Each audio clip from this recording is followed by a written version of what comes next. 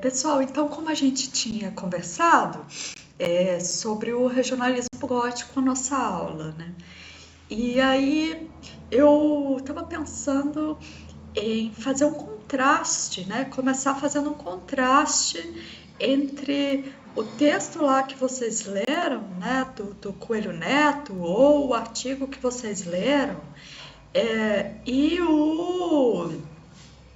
um outro lado do regionalismo, que é o lado canônico. Quer dizer, a gente tá vendo a coisa do regionalismo gótico, que é um regionalismo que foi apagado, que foi esquecido por essa tradição canônica, que tem essa linhagem que eu gosto de desenhar lá no quadro para vocês, que tem uma fundação romântica, né? Depois é, é, passa pelo modernismo e termina no tropicalismo nos anos 70, né?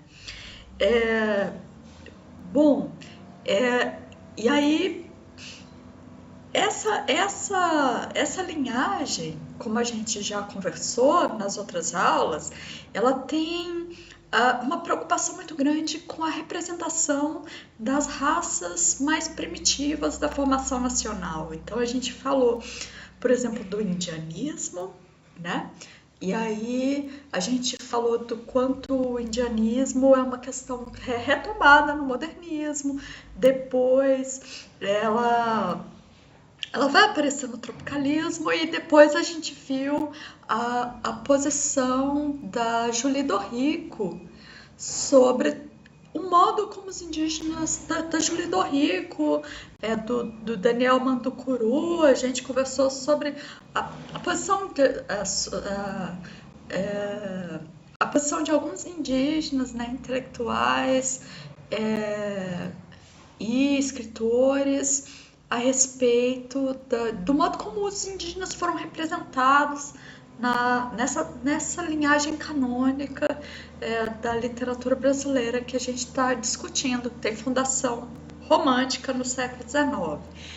Então a gente pegou uma linhagem a partir do indianismo, né? Mas uma outra vertente que também é muito importante, inclusive, é a vertente mais duradoura. Oi, Beatriz, tudo bem? É a vertente mais duradoura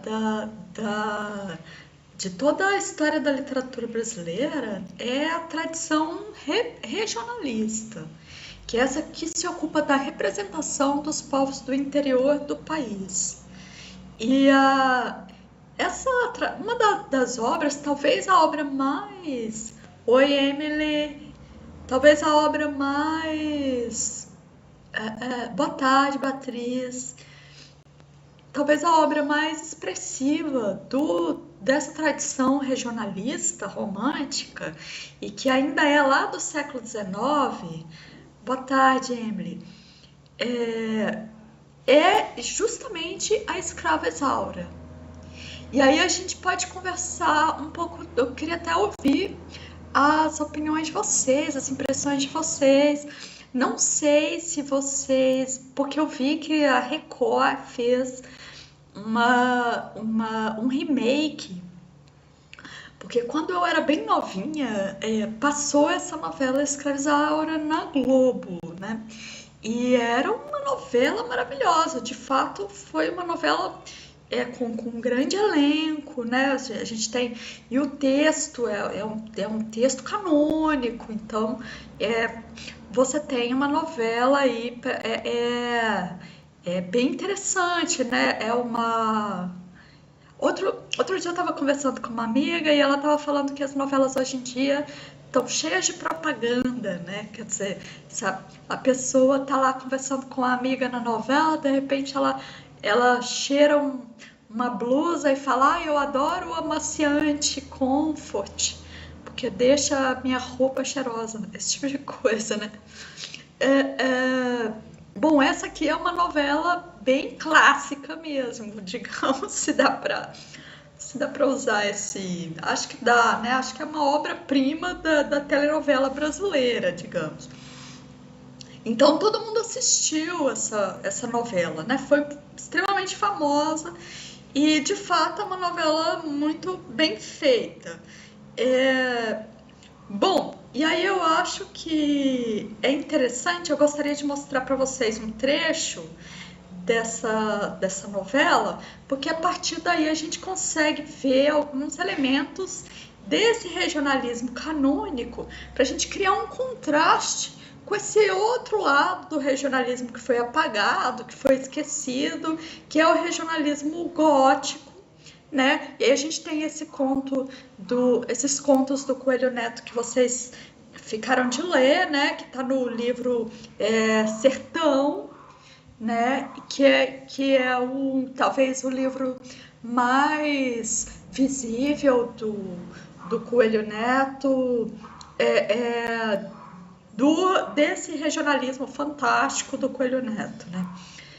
Então, para a gente poder criar um contraste, eu achei que seria legal mostrar primeiro aquele lado mais oficial do regionalismo, né? Aquele lado, ah, digamos que o lado canônico do regionalismo.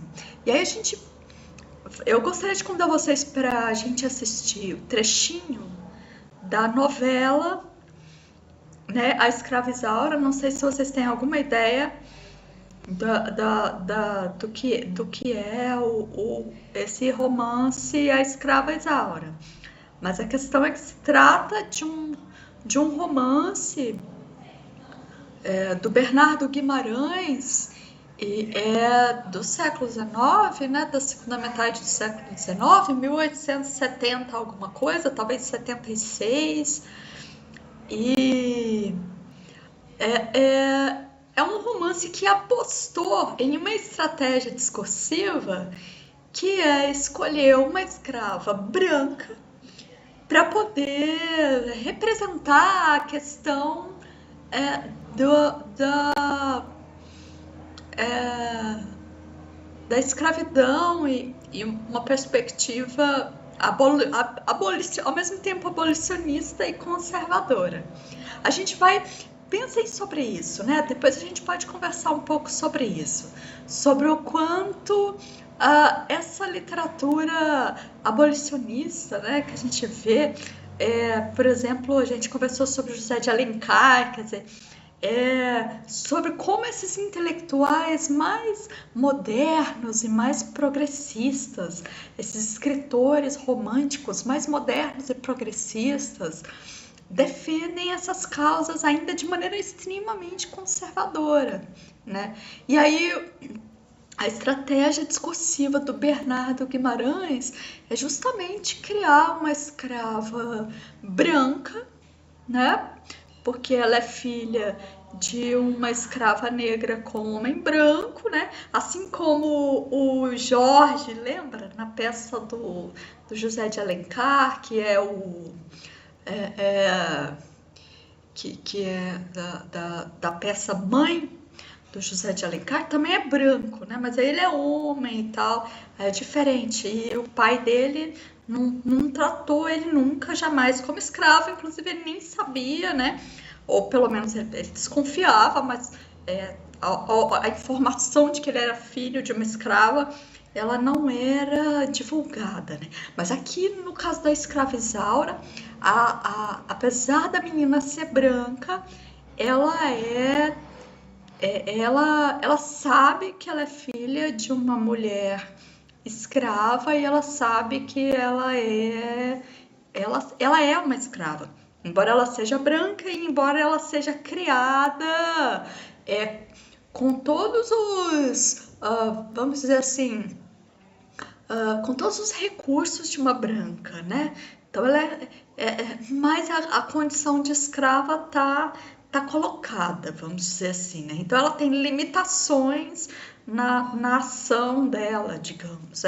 A estratégia do Bernardo Guimarães era justamente criar empatia com os leitores, para que eles pensassem, para que eles conseguissem sentir empatia pela questão da abolição, é, porque eles conseguiriam se identificar, né, com um escravo branco. Um escravo negro já seria de repente mais complicado para que alguém conseguisse se comover. Mesmo assim, se trata de uma estratégia muito conservadora, e eu acho que nesse trechinho dessa novela, que foi um grande sucesso, e aí a gente vê o quanto também o Brasil é um país extremamente conservador, e justamente por causa desse tipo de tratamento que a gente sempre teve, né, da questão da negritude, as estratégias que a gente cria para criar empatia com as questões em torno do racismo e dos problemas que ele produz, né?